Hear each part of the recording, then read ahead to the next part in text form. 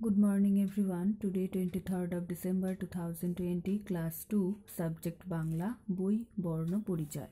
আজকে আমরা করব তোমাদের টেক্সট বুকের গল্প নবম পাঠের সুরেন্দ্র থেকে অনুশীলনী প্রশ্নোত্তর।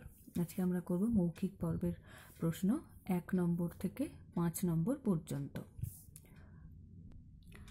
মুখে মুখে উত্তর দাও। 1 নম্বর, শিক্ষক মহাশয় সন্তুষ্ট হইয়া সুরেন্দ্রকে কি বলিলেন?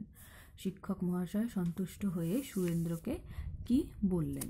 উত্তর কি হবে? শিক্ষক মহাশয় সন্তুষ্ট হয়ে সুরেন্দ্রকে বললেন সে যে দোষ করে স্বীকার করেছে তাতে তিনি সন্তুষ্ট হয়েছেন। এরপরে 2 নম্বর, সুরেন্দ্রকে কে এবং কেন ডেকেছিল? শিক্ষক মহাশয় সুরেন্দ্রকে ঢিল ছোড়ার অপরাধে ডেকেছিলেন। 3 নম্বর, সুরেন্দ্র কোথায় দাঁড়াইয়াছিল? সুরেন্দ্র কোথায় দাঁড়িয়েছিল? উত্তর, সুরেন্দ্র পুকুরের ধারে দাঁড়িয়েছিল।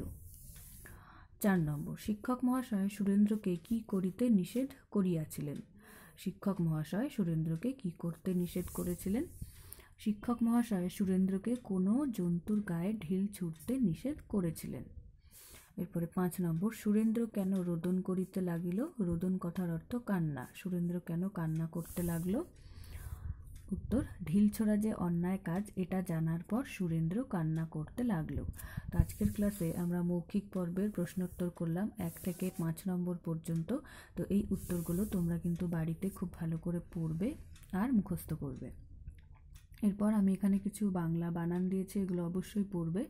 রোদন, বয়শূন্য রয় ওকার, দ দন্তন রোদন, কিঞ্চিত কয়রস্যি ইয় চয়রস্যি খণ্ডত কিঞ্চিত, পুষ্করিণী পয়রস্যু মধ্যিনা শয়ক পুষ্ক ঋণী বয়শূন্য রয় রস্যি মূর্ধন্যয় দীর্ঘি পুষ্করিণী, শিকার দন্ত শয়বয় দীর্ঘিকার কয়াকার বয়শূন্য র শিকার, ক্ষমা যুক্তক্ষ ময়াকার ক্ষমা। Thank you.